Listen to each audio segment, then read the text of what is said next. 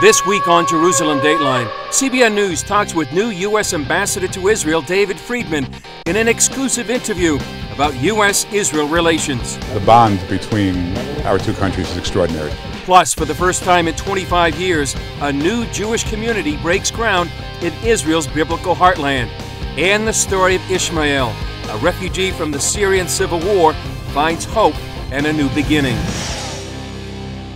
Hello and welcome to this edition of Jerusalem Dateline. I'm Chris Mitchell, coming to you this week with the Temple Mount and the Western Wall behind me. The new U.S. Ambassador to Israel, David Friedman, made one of his first public appearances in Jerusalem. And CBN News got this exclusive interview with the ambassador where we discussed negotiations between Israelis and Palestinians and the relationship between the U.S. and Israel. Ambassador Friedman addressed an annual meeting of the Jewish humanitarian organization B'nai B'rith. After the address, he gave CBN News an exclusive interview and explained why current negotiations are held in private. It really is just a mistake to characterize it to deprive all the parties of private conversations, candid conversations, which I think are necessary. So I'm just really not going to get into it. Not because I want to be coy. I just think it's not the right way to proceed. Friedman said President Trump's recent Mideast trip made a difference in the region. He's made enormous strides, I think. I think the trip to Saudi Arabia, there's a flight from Riyadh to Israel, the trip to the Vatican. It was an extraordinarily successful trip, and I think you'll see more success building upon that. During his speech, Friedman went off script. Instead of discussing U.S.-Israel relations, Friedman addressed the pressing controversy between American Jewry, the State of Israel, and the status of the Western Wall.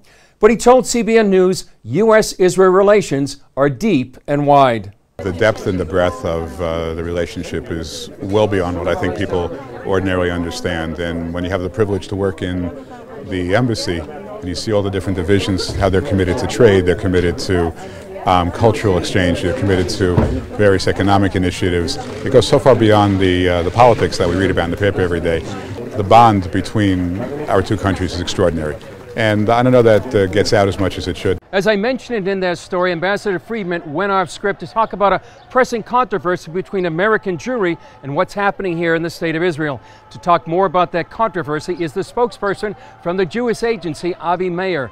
Avi, tell us about the controversy, because I know some of it has to do with what's behind us right now, the Western Wall. Absolutely, Chris. As you can see, the Western Wall for many years has been divided between a men's section and a women's section, which is wonderful if one comes from an Orthodox background, but if one is either Reform or conservative, as most American Jews are, they're used to praying together, men and women, in a mixed section. And so recently a section was created sort of south of where the separated section is, to enable that to happen. And the proposal that was unfortunately frozen the other day would have further expanded that and made it more prominent, as well as putting it under the authority of a mixed committee comprised of representatives from those movements, Reform and Conservative. So that upset a lot of American Jewish groups. The other controversy apparently involves conversion between Reformed, Orthodox, and Conservative. Please explain that as well. Well, the law that has been advanced through the Ministerial Committee on Legislation would essentially say that any conversion conducted in Israel not under the auspices of the Chief Rabbinate would not be recognized by the state. Now that's deeply troubling for many people who would like to convert in an environment that is still Orthodox, that still abides by Jewish tradition, but is perhaps not as stringent as the strictures of the Chief Rabbinate. And so that too is causing a great deal of controversy and a lot of anxiety amongst Jews around the world. I know the Jewish Agency has been in the center of this controversy, Natan Sharansky as well, AIPAC, other Jewish groups. Where do you think it goes from here? Look, we're hopeful that the government will ultimately recant and will restore the plan regarding the Western Wall, which would truly enable it to be a place to which every Jew around the world could connect, and will not advance this very damaging legislation about conversion, which we believe would prevent many people who would otherwise want to become a part of the Jewish people from doing so. Well, I know a lot of Christians would want to pray Psalm 133, that how blessed it is when brethren dwell together in unity, and hope this controversy can be settled out. Absolutely. Yeah. Thanks, Avi, for your expertise and explanation. Appreciate it very much. Thank you. One other story that we're covering this week is that for the first time in 25 years, the government is building a new Jewish community in the biblical heartland of Israel. Julie Stahl has that story. When we came to Amona, there was nothing there. It was just an empty hilltop with nothing there. The only things that were there historically were the ruins of our ancestors. That was in 1996. Since that time, Israelis built homes and families moved in, including Elad Ziv and his wife, who raised 7 children in Amona. Then in February of this year, the Israeli government uprooted all 42 families who lived in the Samaria community. Israel's Supreme Court ruled it had been built on private Palestinian land. In any rational place in the world where there is a dispute over land, you do not go out and throw out people for nothing. If someone proves that the land is his, you have assets on that land, then you compensate the one who has the land. Now, 6 of Ziv's children share this room in a girls' dormitory. He and his wife live in another room. This is what they have for a kitchen. All the Bible is talking about these areas. We are in struggle of coming back to our own homeland. And that struggle could soon be over. There's a new settlement in the works with room for 100 families. This is the place where the new community is being built. It's called Amichai, My People or My Nation Lives. The former residents of Amona chose the name as a reminder that Amona also lives. Jewish settlements in this land are one of the most contentious issues in the Israeli-Palestinian talks. President Trump asked Israeli Prime Minister Netanyahu to hold back on settlements at their White House meeting. But some think Trump will actually be good for settlements in the end. I think that President Trump understands that Israel must be strong here in the Middle East in order to have more stability in this region. Avichai Boron is the spokesman for the Israelis from Amona. He thinks Trump realizes that Israel needs Judea and Samaria to be strong. If you will cut off Judea and Samaria from the state of Israel, it will put Israel as a tiny state in a tiny strip of 20 miles, and it will weakness Israel. And he must stop it and not let it happen. Julie Stahl, CBN News, Amichai, Samaria. Up next, a sober warning for the U.S. Deadly terrorist attacks have rocked Europe in the past few years, even in the past few weeks. And some experts are warning that America is opening itself up to the same type of terrorism. Dale Hurd brings us that story from Europe. A once peaceful continent has turned into a battleground. Islamic terror across Europe. Could this be a preview of what's ahead for America? Former New York Police Commissioner Bill Bratton said recently that European-style terror attacks are coming to the U.S. Islam expert Robert Spencer agrees. There's no doubt about that whatsoever. The fact is that everywhere that large numbers of Muslims settle, there's conflict. Because, he says, the violence flows from the Quran. The Quran says, when you meet the unbeliever, strike the neck. So the Islamic State does these beheading videos, and the world is horrified. But it's right in the Quran, chapter 47, verse 4. The fact that something is in the Quran doesn't mean that all Muslims are going to do it, but it does mean that some are. There is no doubt this kind of thing is going to happen in the United States once Muslims are here in sufficient numbers. And with it comes political enforcement by the left, targeting those who oppose uncontrolled Muslim immigration, either with a racist label, protest, or even violence. Americans are used to other nations following them. But when it comes to Muslim refugees and political correctness and speech oppression, Europe's reality could be America's future. The most important thing for Americans is stop thinking that you're safe and we're in trouble. In Paris, American writer Nidra Poller says when she emigrated to France 44 years ago, France felt safer than America. Not anymore. We're not allowed to have ethnic statistics, but people know where that violence is coming from. Here we have a huge Muslim population that includes fine people who came here to live in freedom, and thugs and Islamists. They use the thugs to weaken our democracy. After the thugs terrorize people, then they say you're Islamophobe. Sweden, a nation with a smaller population than North Carolina, now has several thousand Muslim extremists. Sweden also faces a fiscal crisis because it has accepted so many Muslim migrants. Swedish citizens are literally paying to host terrorists. It could be that our politicians are so stupid that they don't understand what will happen when you bring in a lot of people from a totally different culture. Could be, but I don't believe that anymore. I mean, it's not just this government. This has been going on for 30, 40 years. What's more likely is that Swedish leaders don't care. One former prime minister said Swedish culture wasn't worth preserving. There are many Muslims who come to the West to join democracy, integrate with society, and live in peace.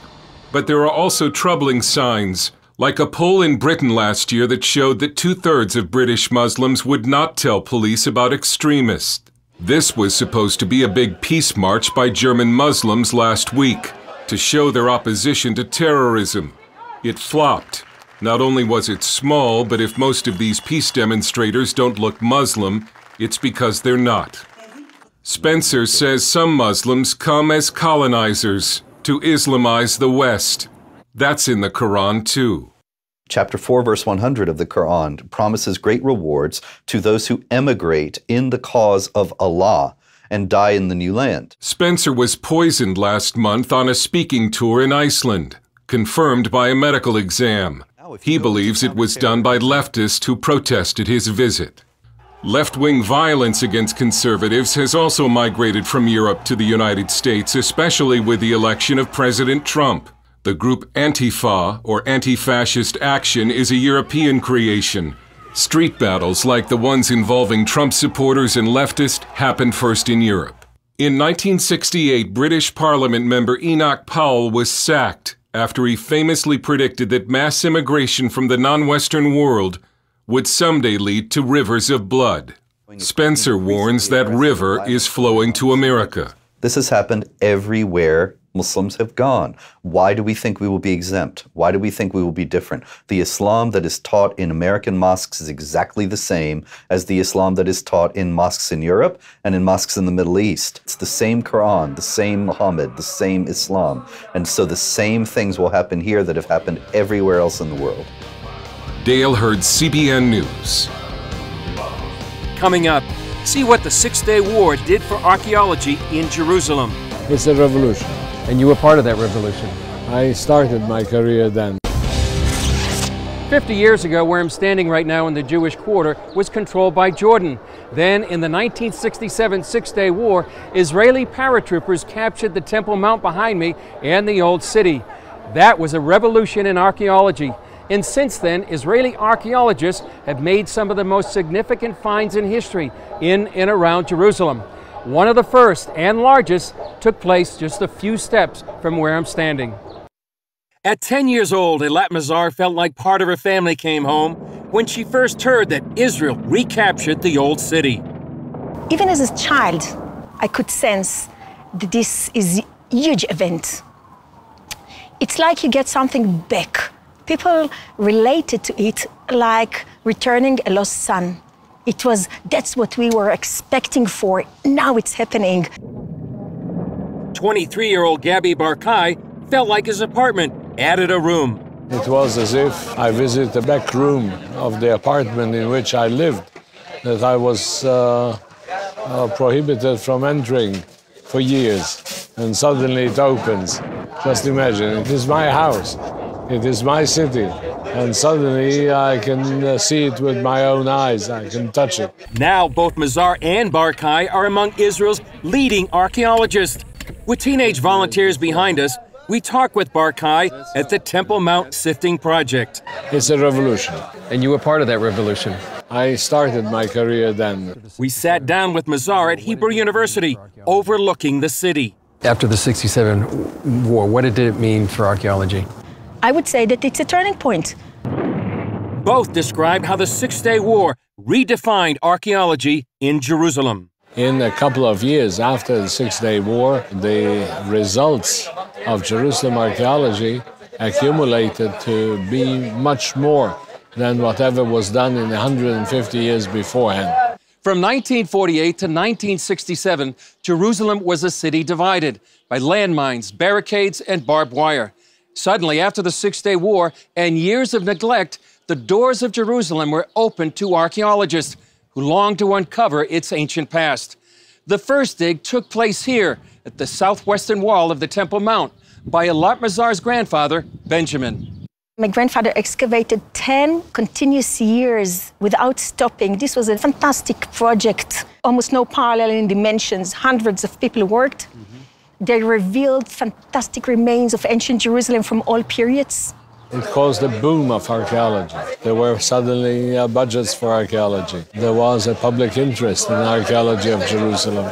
People come and visit the archaeological sites of Jerusalem. Since 1967, Mazar and Barkai have made some of Israel's greatest finds.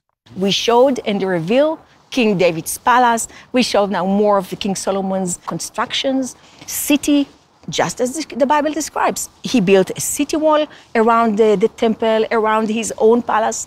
We discovered the earliest biblical manuscripts ever discovered, predating the Dead Sea Scrolls by many centuries. These are two tiny scrolls of silver.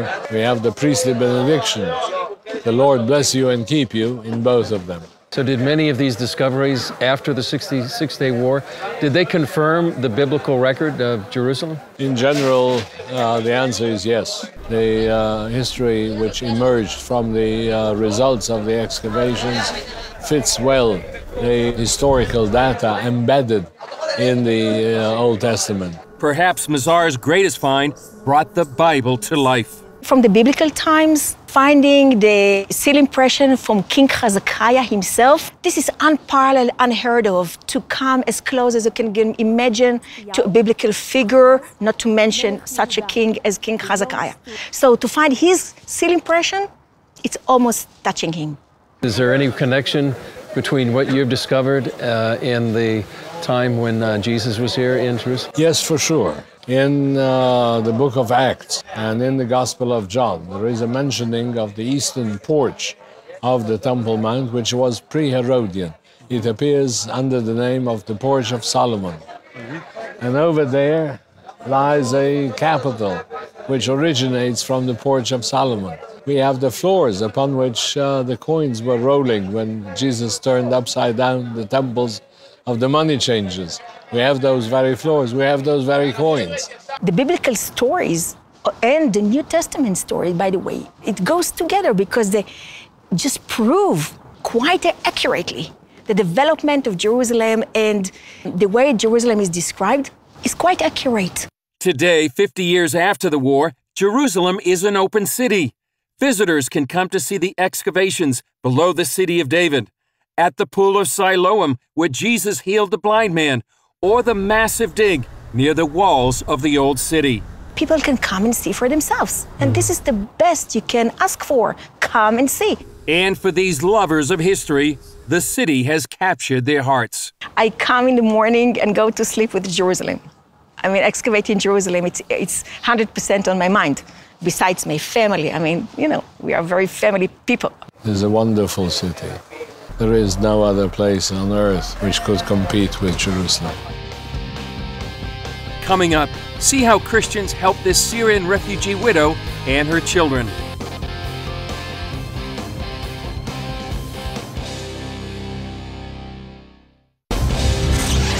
Welcome back to Jerusalem Dateline. Well, some families here in Jerusalem are celebrating and rejoicing.